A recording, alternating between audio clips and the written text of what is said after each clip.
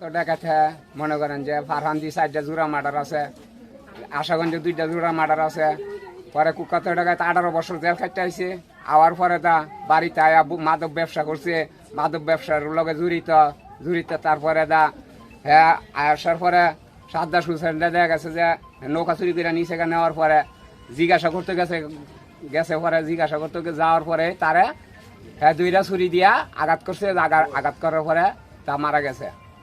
আর হ্যাঁ মনে করেন যে হ্যাঁ পেশাতভাবে শুনি হ্যাঁ 24 ঘন্টায় মনে করেন যে হ্যাঁ ছুরি লিয়া ঘুরার পরে দেখা গেছে যে হ্যাঁ আগে 18 বছর জেল খাইতে আওয়ার পরও হ্যাঁ বালিছে না, মানুষে সুযোগ দিছে হ্যাঁ বালি যাবো গা, না বালি হ্যাঁ মনে করেন যে এই সরকার ইয়ার লগে জড়িত মার্ডার। কাল আমার নাতি সাজ্জাদ হোসেন সে মাছ মারে, সে এই বাগানে ছিল।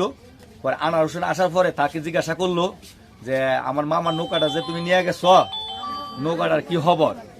এই ধরনের কথাবার্তার সাথে তার সাথে কিছু দশাঘুষি কথা কাটাকাটির মাধ্যমে সে তো আসলে প্রকৃত একটা খুনি। সে ফোন করতে কিভাবে ফোন করে মানুষ করলে সে এটা নতুন করে শিখতে হয় না। সে পূর্বে প্রায় 3টা মার্ডার করছে, 2টা করে মার্ডার। এর মধ্যে লক্ষ্মীপুর আমাদের আত্মুর ফকিরের বাড়ির আনোয়ার কাহার ওয়াইফ, এই 2জনকে ঘরের ভিতরে ফেলায় সে মার্ডার করছে। পরে পাশাপাশি রসুন্দি ডিস্ট্রিক্ট রায়পুরা 2টা মার্ডার হয়েছে। এরপরে আপনার মান্দাবাস একটা মার্ডার হয়েছে। এই মার্ডার আসামি সে ওই কুলিয়াসর একটা মার্ডার হয়েছে সে হইতে সে অতিরিক্ত অনেক মার্ডার করছে। মানুষ কিভাবে মারা যায় সে ভালো জানে।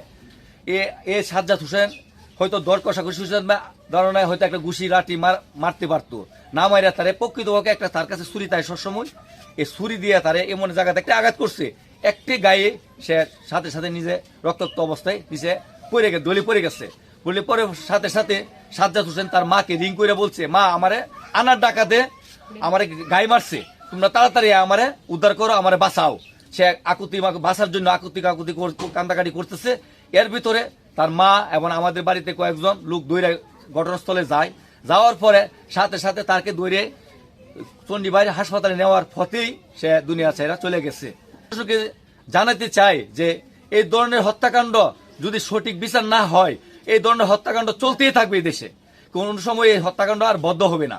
তাই আমার নাতি সাজ্জাদ হোসেনের বিচার সঠিকভাবে যাতে আইনের মাধ্যমে আমরা পাই, আপনাদের মাধ্যমে আমরা এটা জানতে চাই এবং আপনাদের মাধ্যমে এটা আমরা পেতে চাই, যাতে এই ধরনের হত্যাকাণ্ডের সাথে আর কোনো মানুষ জড়িত না হয়, আর কোনো মা তার সন্তান না হারায়, আর কোনো বাবা যাতে তার ছেলে না হারায়, আমরা যাতে আর কোনো নিজস্ব আত্মীয় স্বজন না হারাই।